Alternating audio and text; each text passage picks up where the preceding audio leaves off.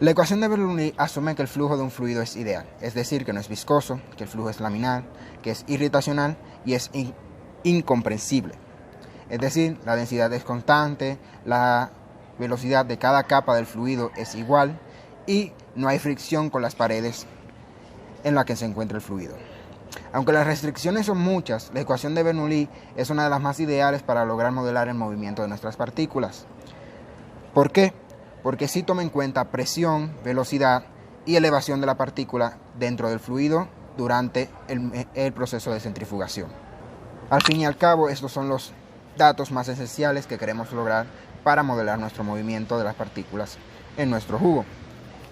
Aunque nuestro jugo no es totalmente ideal, sí podemos asumir todo esto para lograr conseguir un aproximado del movimiento de nuestras partículas. ¿Cómo? Porque al final no podremos conseguir una representación gráfica totalmente real de cómo se comportarán y cómo se separarán nuestras partículas, pero sí podemos, con la ecuación de Bernoulli, conseguir un aproximado real de cómo se comportarán dentro del centrifugado. Pregunta 2. El flujo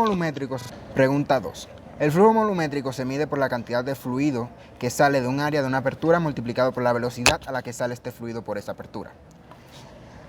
Pero no podemos asumir que en nuestra apertura la velocidad será igual tanto en el centro como en los extremos.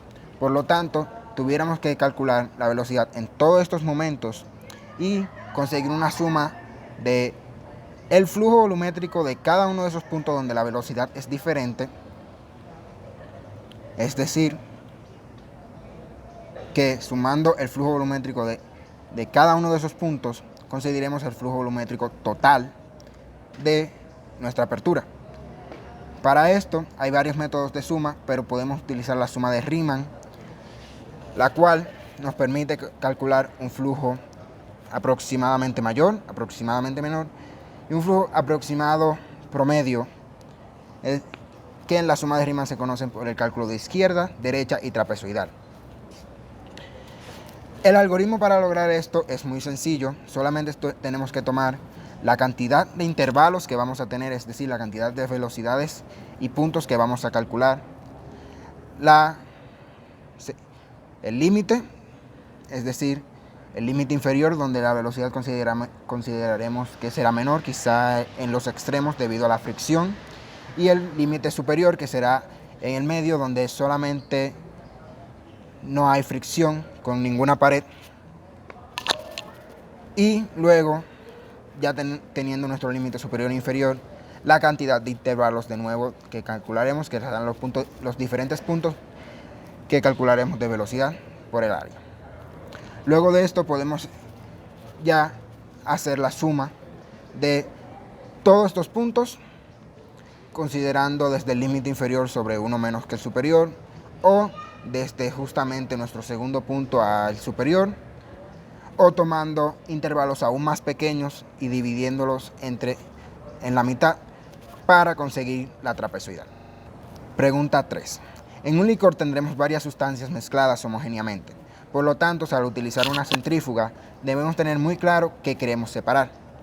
En este caso queremos separar una levadura cuyas partículas asumimos que tienen un tamaño de 8 micras. Esto nos ayudará para saber el volumen de estas partículas y luego conocer la densidad de estas partículas. ¿Por qué? Porque para separar sustancias mediante la centrifugación debemos conocer las diferentes densidades de los líquidos y sustancias que queremos separar. En este caso solamente queremos separar sólidos de líquidos, es decir, la levadura de nuestro licor, es decir, nuestro etanol.